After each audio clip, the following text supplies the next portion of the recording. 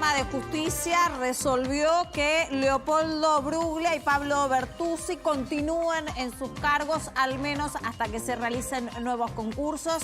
Hay posiciones encontradas al respecto de esta determinación por parte de la Corte Suprema, que enfrenta una vez más al oficialismo con la oposición. La pregunta de base, al menos que yo me hago, es si los nombramientos de estos jueces se hicieron de forma correcta, ¿no? Con un protocolo y un seguimiento, y si en realidad la Corte Suprema no se tira para atrás en un fallo que había determinado anteriormente. Son preguntas latentes en un día en que también la mirada está en el foco internacional con las elecciones de los Estados Unidos.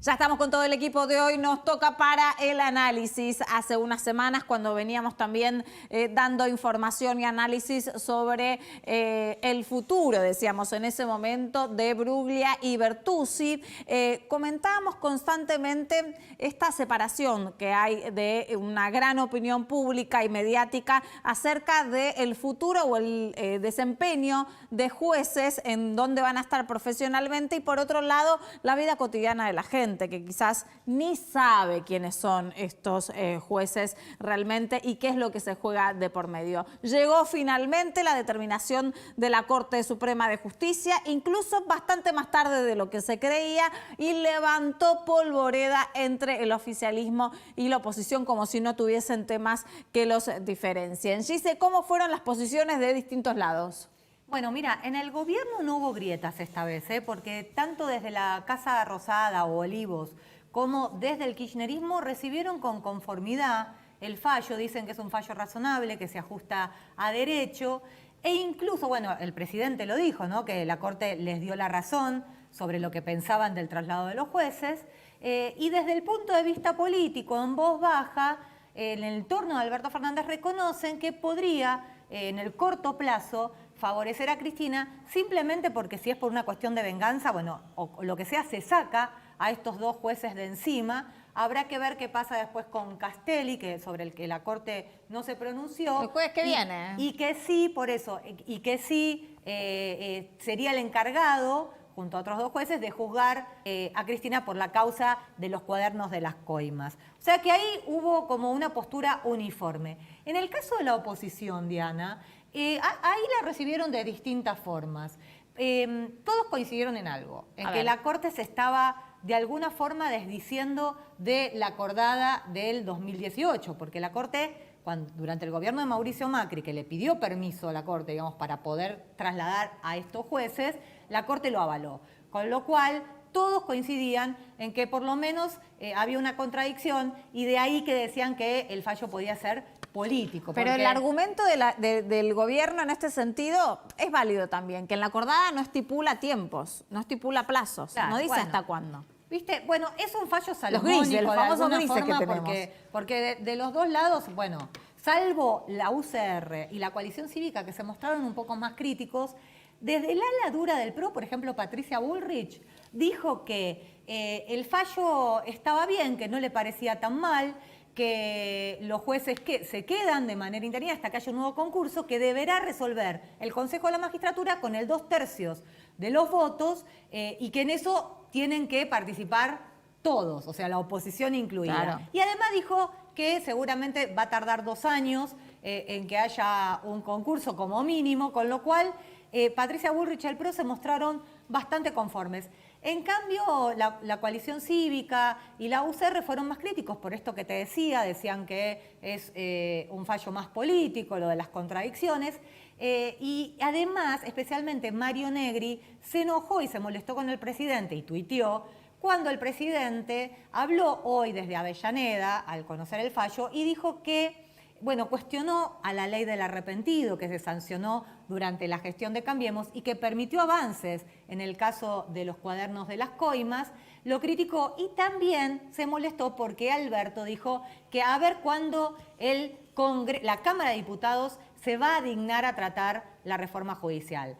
La que decían en voz baja, después en el interbloque, es que la realidad es que el que tiene que convocar, crear al plenario de las comisiones que tienen que analizar lo que votó el Senado, la media sanción del Senado, es Sergio Massa, que Sergio Massa todavía no había convocado a ese plenario de las comisiones, y del lado de Sergio Massa lo que explican es que no lo había hecho porque justamente estaban negociando con los diputados de la oposición para poder llegar a un acuerdo por la reforma judicial. Por eso Negri se enojó y lo que tuiteó fue que lo que decía el presidente ponía en duda el acuerdo que están buscando, el acuerdo político y social que están buscando negociando, con la oposición. intentando. Exactamente. Bueno, lo cierto es que mañana Juntos por el Cambio adelantó la reunión que tenían prevista para el 9 de noviembre por Zoom. La adelantaron, va a ser mañana a las 9 de la mañana. Van a hablar de este tema, pero básicamente el gran tema va a ser la designación del juez Rafecas, que es un tema que ahora le está preocupando a la oposición, pero que ya en el gobierno, como dijimos, en el Senado por lo menos, sí, el kirchnerismo está avanzando con cambiar justamente la ley del Ministerio no me Público. quiero ir muy de línea. Dale. Quiero enfocarme principalmente en lo que sucedió en el día de hoy, en el fallo de la Corte Suprema y también en la modalidad en la que se eligen los jueces, porque esta contraposición que tiene tanto la oposición con el oficialismo, lo que deja entrever es que cada uno puede tomar deliberadamente diferentes metodologías. Cuando debería estar estipulado, debería ser una y no debería entrar tanto en distintas discusiones. Así que, claro. Nico, en esto ayúdame para tratar de entender si hay tanta lectura política es porque hay algo que no se siguió a reglamento. Si hay tanta lectura política es porque muchos de los políticos que opinaron no son abogados y los que lo son se olvidaron que son abogados. Claro. Porque lo que hizo la Corte básicamente no fue revisarse a sí misma en determinados fallos, sino que lo que cambió en el medio de la resolución del 2018 para acá fue el Consejo de la Magistratura cambió su reglamento. La Corte en el 2018 había fallado de una forma porque había un reglamento del Consejo de la Magistratura. Hoy hay otro reglamento del Consejo de la Magistratura, entonces la Corte tuvo que tomar cartas en el asunto, revisó cosas que ni siquiera eran de esta composición de la Corte, o sea, se retrotrajo hasta el año 2000. Después revisó cosas en las que ya había dos miembros de la actual Corte, puntualmente Maqueda y Lorenzetti, y obviamente no es que se contradijeron, sino que lo que cambiaron fueron las reglas del juego del Consejo de la Magistratura. Claro. Cosas positivas es que, número uno, le dijeron a la política que nunca más se puede mover un juez de un lugar al otro que no sea de la misma especie. O sea, por sentar precedente, decís vos. nunca más sientan precedente que a partir de ahora y hasta que otra corte lo modifique, no se puede mover a un juez de una cámara penal a una cámara civil. No se puede mover un Por juez favor, de un tribunal quiero que lo oral. repitas porque presten mucha atención. Es muy importante lo que está diciendo Nicolás, porque ahí también le pone el límite un poco a que la justicia es la justicia y que la política tiene que quedar a Exactamente, raya. porque Bruglia y Bertuzzi eran miembros de un tribunal oral y fueron movidos a una cámara de apelaciones. A partir de ahora no se puede hacer más eso, ni este presidente, ni el que venga, ni el que venga, ni el que venga, no importa el color del partido, hasta que alguna que otra corte del futuro decida modificarla o se siente una ley y se diga, bueno, esto se prohíbe. Pero esas disposiciones son internas de la Corte, que la Corte para sí dentro tiene su propio reglamento, y bueno, reglamentó que esto no se puede hacer más.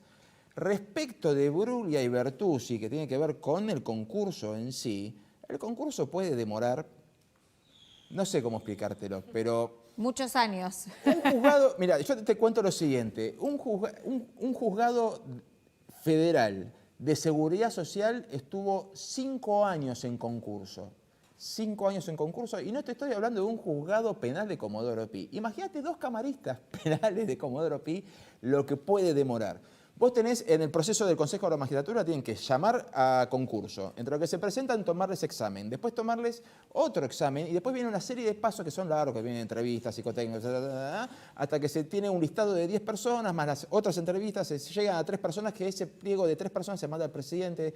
De ahí al Senado, donde tiene que haber 2/3 para que haya acuerdo entre el Senado y el presidente, para que esa persona ocupe el cargo de juez. O sea, de mínima...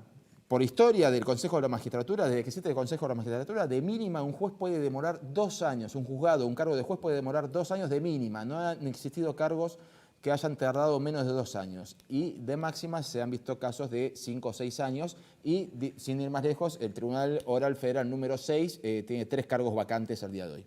Federico Delgado es fiscal federal. Federico, buenas noches. Gracias por atendernos nuevamente. Siempre lo consultamos para tratar de entender los ribetes de la justicia. ¿Fiscal, me escucha? Creo que no me está escuchando porque no me saluda. Mientras lo arreglamos te agrego algo más que me quedó colgado. Mientras lo arreglamos te agrego algo más que me quedó absolutamente colgado. Y es que el otro precedente que sentó la Corte es que nada de, o sea, algo inédito porque nadie se lo había pedido, nada de lo que actuaron Bruglia y Bertuzzi hasta el día de hoy puede ser revisado. O sea, si mañana asumen 2 jueces nuevos, no pueden tirar para atrás lo que ya hicieron Bruglia y Bertuzzi. O sea, todas las causas que venían manejando, hasta donde llegaron, ya no se mira para atrás. Y hasta donde lleguen hasta que sean reemplazados. Y hasta donde llegan hasta que sean reemplazados. Bueno, eso es importante también lo que estaba diciendo. A ver si el fiscal Delgado ahora nos escucha. Fiscal, buenas noches, gracias por atendernos. ¿Cómo están? Gracias por llamarme. No, por favor. Bueno, estábamos un poco discutiendo la determinación de la Corte Suprema de Justicia, incluso también las diferentes formas de evaluación y de mirada que tiene cada una de las áreas políticas al respecto. Y la pregunta que nos veníamos haciendo con Nicolás Luca es un poco esta, si la metodología para nombrar jueces realmente no se ha seguido en esta instancia y por qué de ahora en más sí se tiene que seguir. A mí me parece que la Argentina desde hace mucho tiempo funciona en 2 planos. Un plano que es el de la Constitución escrita, que se cumple poco, y un plano de las excepciones. La Constitución en ninguna parte dice que los jueces pueden moverse de un lado a otro. Precisamente contempla una serie de mecanismos que impiden eso para que los gobiernos no pongan jueces amigos. Pero en la Argentina, porque hay un problema que tiene que ver con la designación de jueces fiscales, con la morosidad, el uso privado de esa posibilidad, con el amiguismo, con el partidismo, llegó un momento en que había muchas más vacantes que jueces para ocupar esos cargos. Entonces se empezó esta historia de los traslados masivos, que un juez para acá, que un juez para allá. Eso no es bueno, eso no es sano, eso no está en la Constitución. Lo que ha hecho la Corte hoy me parece que es como tribunal político, lo es como cabeza de un poder político del Estado, ha trazado algunas líneas muy claras.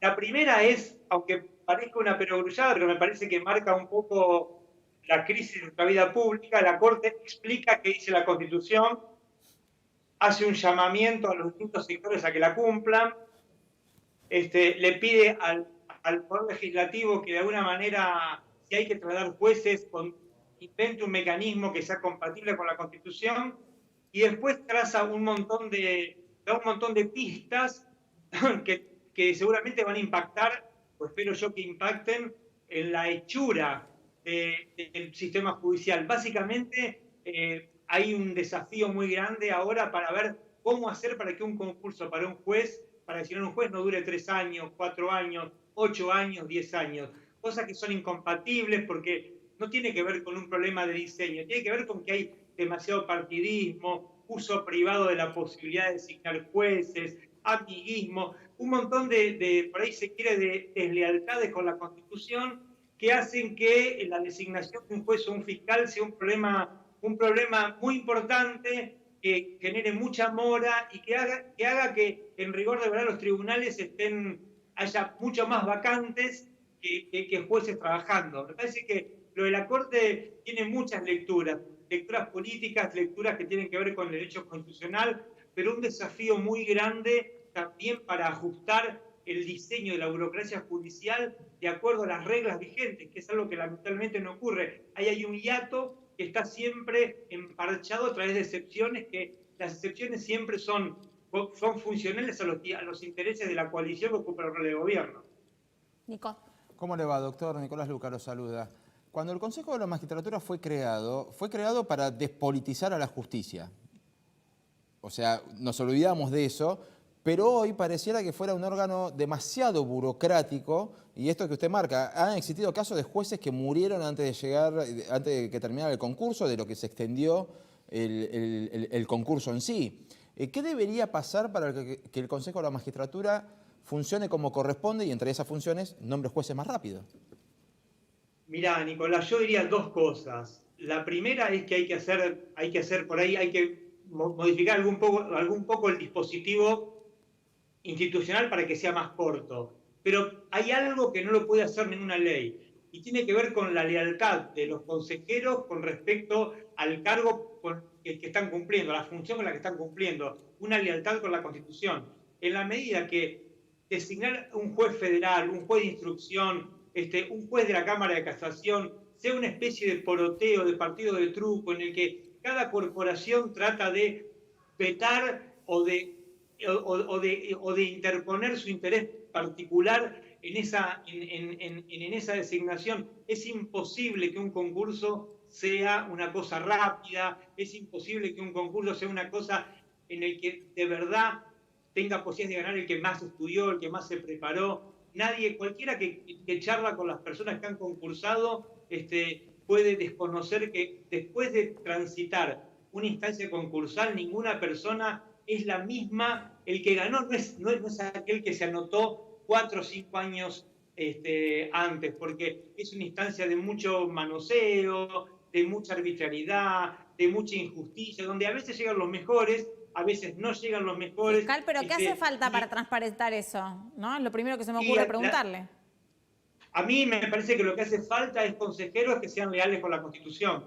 Claro. No hay magia para esto. Podemos traer el mejor reglamento, nuestro consejo fue una copia del español, podemos mejorarlo con la experiencia francesa, italiana, lo que ustedes quieran, pero si tenemos consejeros que van a interponer los intereses de la facción que representan con respecto a la hechura del sistema judicial, estamos en problemas. Pero Sí, breve, ¿no arrancamos mal si en vez de mandar al mejor de un concurso al presidente mandamos 3?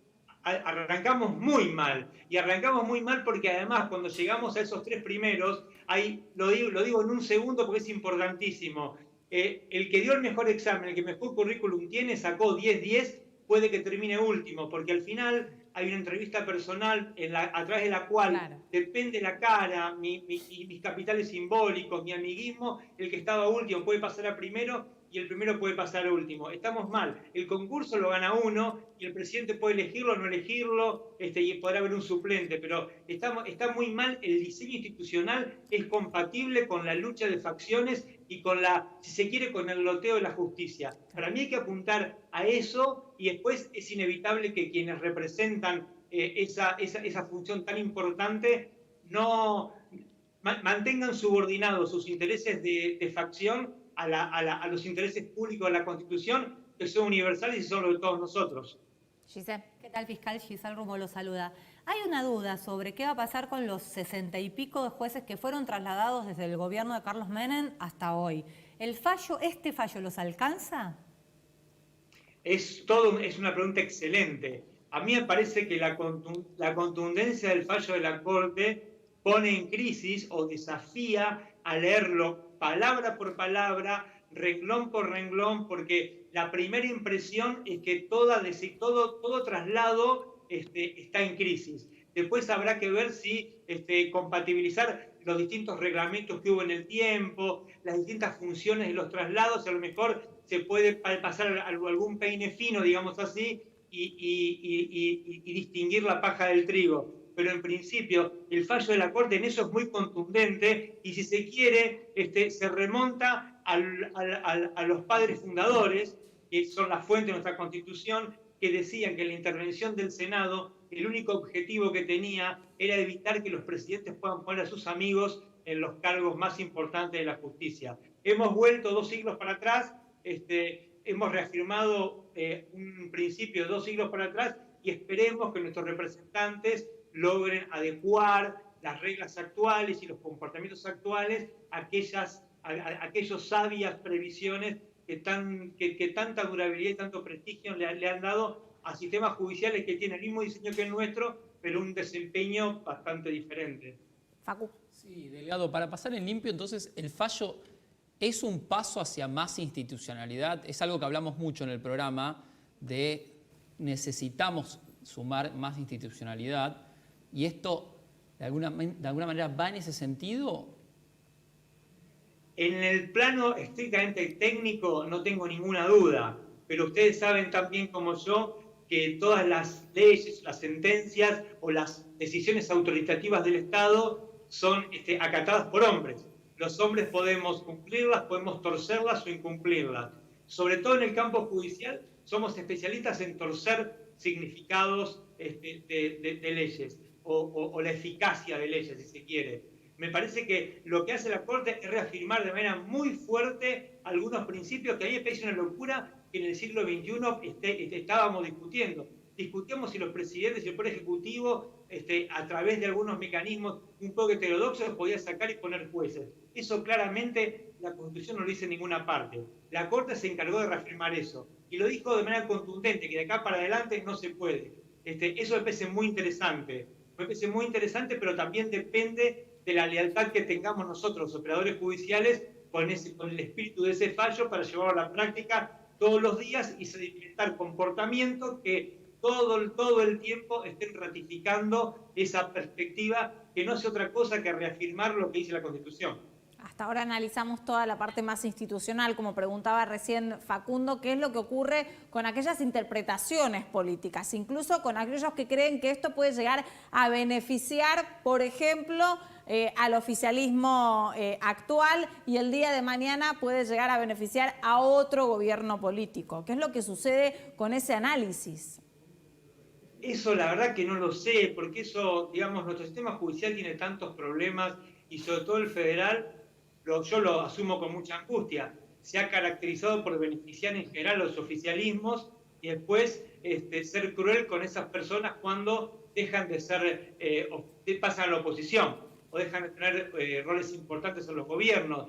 A mí me parece que entrar en esa discusión es básicamente, no sé si es demasiado útil, porque basta mirar para atrás para saber cómo ha sido el movimiento histórico del sistema judicial, sobre todo el federal. Me parece que lo que hay que hacer de verdad es empezar a trabajar en que no se puedan utilizar las designaciones de jueces, las remociones de jueces, las investigaciones sobre jueces con fines privados, que me parece que es lo que ha pasado en Argentina. La vida pública en general y la judicial en particular en los últimos tiempos ha admitido el uso de esa potestad del Estado con fines privados. Y esos mecanismos están pensados para ser públicos, universales y para todos los ciudadanos. Me parece que lo que hay que trabajar, más que en proyectarlo, en discutir qué es lo que viene, es de verdad en establecer sistemas de premios y castigos para impedir lo que a mí me parece que es la madre de todas las batallas, es terminar con el uso privado de los dispositivos públicos. Nico.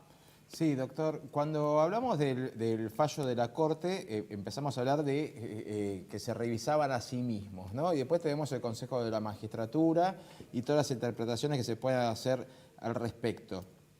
¿Cree usted que un debate similar se puede llegar a dar puertas para adentro de la Procuración, dado que la ley vigente equipara los cargos de los miembros de la Procuración con los de la Corte Suprema? ¿En qué sentido? El proceso de selección de los fiscales. ¿Sobre traslado de fiscales? No, sobre el traslado y el proceso de selección de los fiscales. No, pero claramente, digamos, ahí hay que ser honesto. El sistema de designación de fiscales por ahí tiene menos visibilidad que el sistema de designación de jueces, pero tiene exactamente las mismas patologías, exactamente las mismas.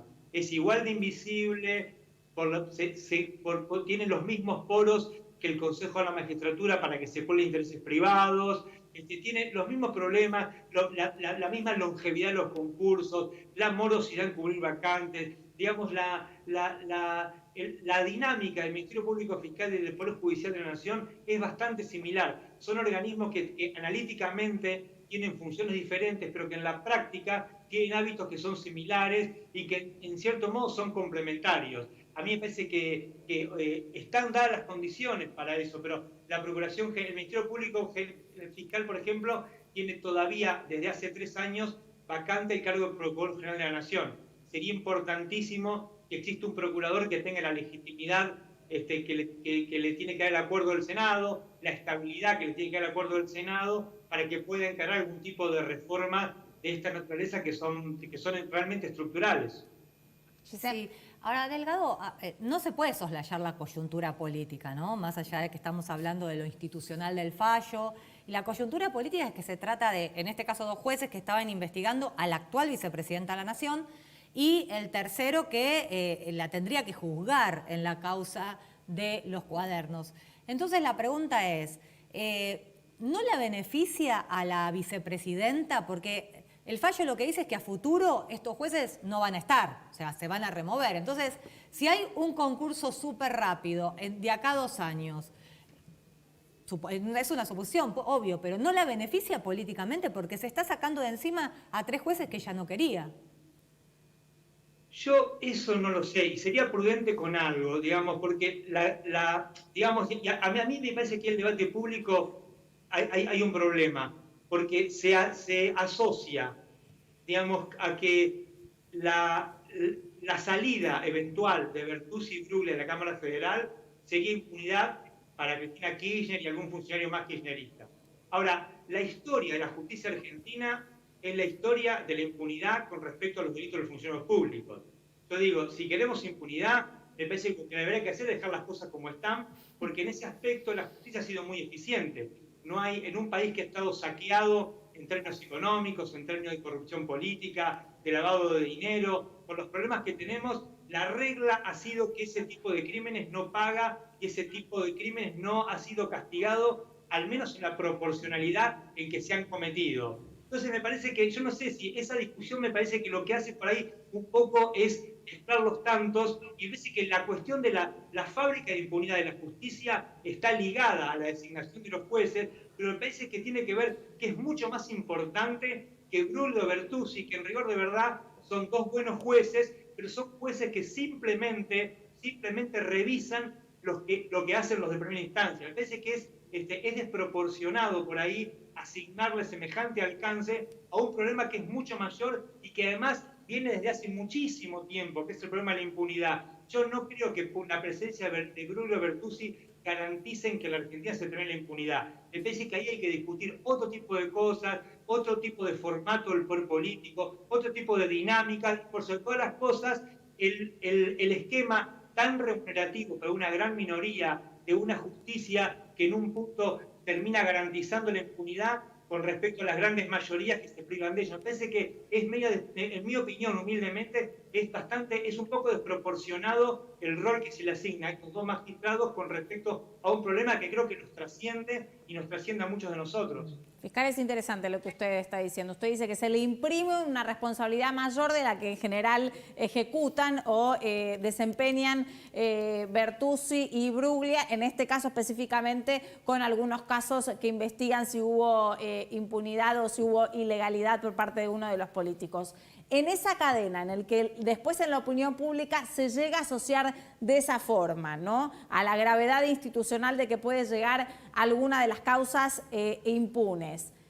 ¿Cuál es el actor que circula, que se determina todo este entramado del que usted habla, en el darle tanta responsabilidad que en realidad no la tiene?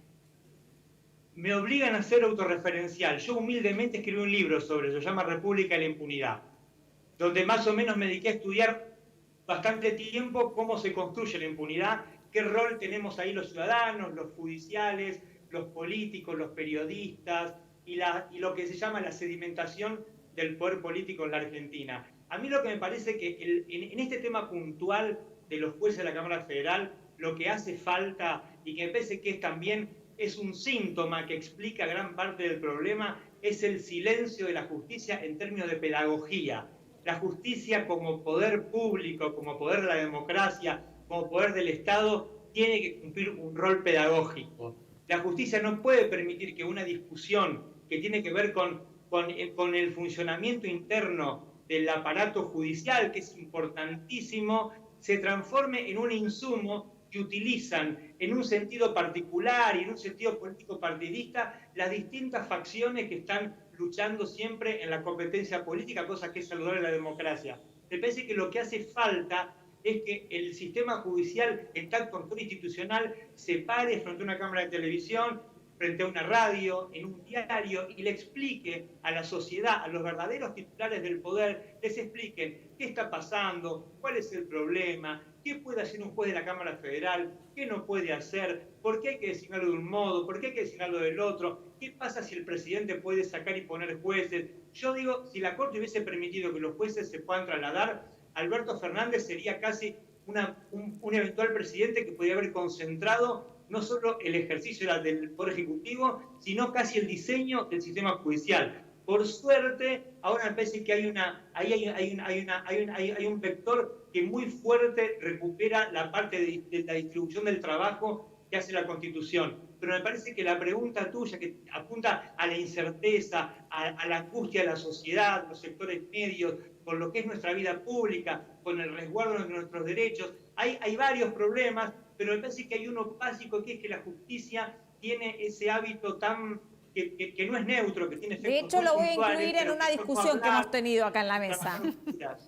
Lo voy a incluir, digo, fiscal, en una discusión que hemos tenido acá en la mesa, que durante una semana estuvimos hablando de Bertuzzi, Castelli y Bruglia. Entonces, yo lo que les decía a mis compañeros, que de hecho también discutíamos bastante, era, la gente no le importa los traslados de estos jueces. La gente está tratando de ver cómo llega a fin de mes, qué es lo que sucede. Realmente no le interesa qué es lo que pasa. Quiero saber usted qué opina en algún punto. No, yo estoy de acuerdo con que, pero no es culpa de la gente que no le interese. Debería interesarle, porque muchos ¿Por qué de los debería problemas interesarle? También es una buena pregunta. Muchos de los problemas de no llegar a fin de mes, el hecho de que haya 50% de nuestros conciudadanos bajo la línea de pobreza, el hecho de que una persona que quiere un plan social tenga que recurrir o tenga que soportar la mediación de un puntero político, el hecho de que una persona quiere invertir $1 millón en una empresa y tiene miedo de que no le cumplan el contrato, eso tiene que ver con el grado de cumplimiento de la ley. Y en el grado de cumplimiento de la ley es importantísimo el rol del sistema judicial. Y es tan, pero tan importante que la justicia tiene no solo la facultad de decir quién ganó y quién perdió, quién va preso, quién no va preso, también tiene un rol pedagógico en la construcción de ciudadanía y en hacerle entender a la gente en construir un puente con la gente para saber que cuando las cosas le van mal, cuando alguien quiere pisotearlo, cuando alguien amenaza su libertad, tiene un lugar con las puertas abiertas donde lo van a proteger. Claramente la justicia no hace eso, y esa es la razón, me parece, que su invisibilidad, su rechazo a la luz pública, ha hecho de la justicia que tenemos, una justicia que lamentablemente ha perdido lo único que no podía perder, que era su credibilidad. Pero me parece que es verdad lo que decís vos, que a la gente no le importa, pero es casi una tragedia en términos de vida pública que no le importe. Claro. Porque si no le importa, la justicia sigue siendo casi un insumo que utilizan las facciones privadas como una herramienta más para construir poder con fines particulares y nos aleja del camino de la República, que es el único que nos puede hacer libres. Bueno, hizo más o menos como la Corte recién, ¿no? Me dio un poquito de razón a mí, también un poquito de razón a ustedes, fiscal. Muchísimas gracias por atendernos y por explicarnos tan amablemente. Que tenga buenas noches. A ustedes. Muchas gracias. Bueno, vamos a ir un corte y otro de los grandes temas del día también para ponerle foco mientras la discusión aquí en la Argentina pasa por medidas económicas, por cómo se comporta el dólar, qué es lo que sucede en la justicia y qué es lo que debería también suceder y las diferentes lecturas políticas. El mundo está en tensión, poniéndole foco a qué es lo que va a suceder en los Estados Unidos, donde hoy cada uno de los ciudadanos terminaron de votar. Y vamos a ver, no creo que hoy tengamos más que unas tendencias de quién va a ser el próximo presidente de los Estados Unidos, si Donald Trump o Joe Biden. Ya venimos.